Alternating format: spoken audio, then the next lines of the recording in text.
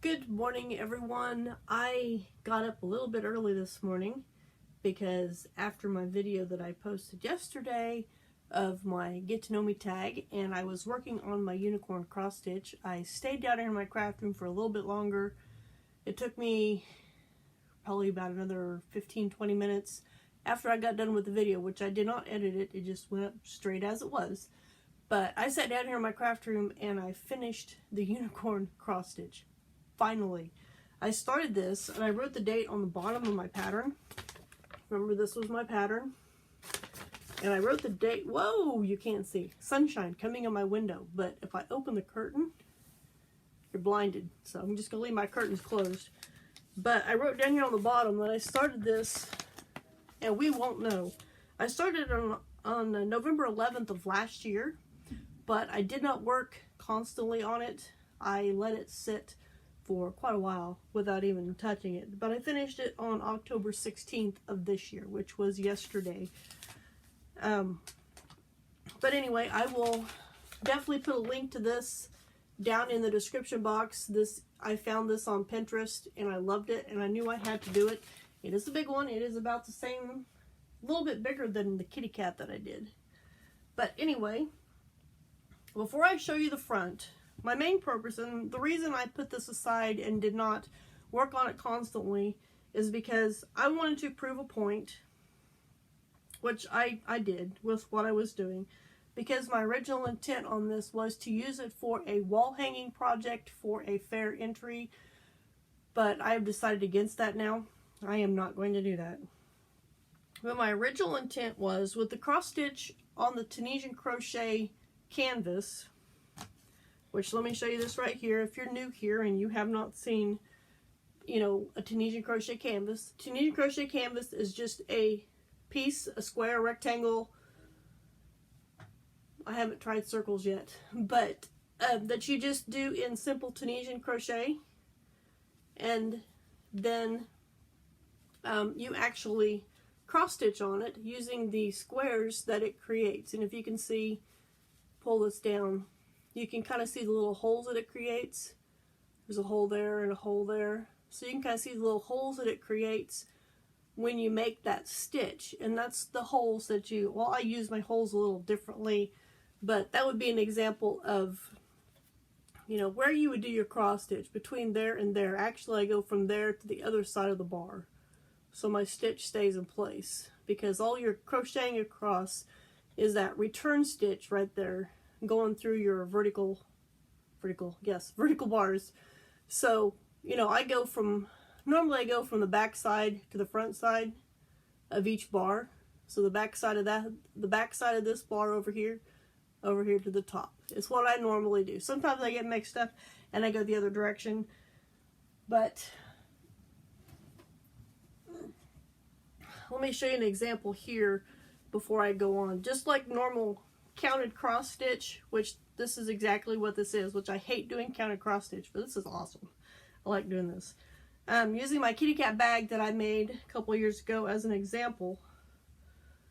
When you do that, you get all kinds of little knots and long pieces where you go from spot to spot, just like a regular counted cross stitch. Now, I don't do a whole lot of counted cross stitches. I've only tried it a few times and did not like it, probably because it's so small and I had trouble seeing it and counting it. But I never did like the embroidery floss across the back. Same way with this. I think if I were to give this to someone for my kitty cat bag, I would probably line this, because I do not like the way this looks on the back. That's just me. The front, obviously, though, looks amazing on this. So that's what I was trying to do. It is possible to do that with the Tunisian crochet, but it is very tedious and very time consuming. So this is the bottom part of my unicorn. You can kind of see the outline of it here, but you don't have all the stitches and stuff on the back like you do when you just go through the canvas. And the way that's done is you just go through the top side of that horizontal return stitch, and that's what you run all your stitches through, all your yarn. But it just leaves a little dots on the back. But when you do it like normal cross stitch, you get the lines. So I did half without going all the way through and half going all the way through. My intentions was to finish it up this way so that it didn't have the ugly back on it. It didn't happen because, like I said, I got bored with it, and that's why it got put in timeout for so long. Otherwise, it would have been finished a long time ago. So here is my finished project. I finished it up last night. I think it looks absolutely amazing. I love it. I love it. Sorry it took me so long to finish it, but once, and I got kind of a boo-boo there. I got my stitches off a little bit. You can see where they look a little separated there, but that should be fine. Sorry it took me so long to finish it. I should have finished it a long time ago. And the yarns that I used on this, this is just a red heart. It is like a dark blue. I don't know if it's navy or what it is, but it is a dark blue red heart color. And then for the unicorn silhouette, this popped out at me. I was sitting there staring at my cabinet, and that's how this project originated. This is some I Love This yarn. And the color on this, if I can read it in the halfway dark, because it's not really light in my craft room. This is called Shop Hop, and it is a really pretty variegated rainbow. And when I seen this sitting there, and I decided that I wanted to do the unicorn silhouette, I knew that was the color that I wanted to do my unicorn.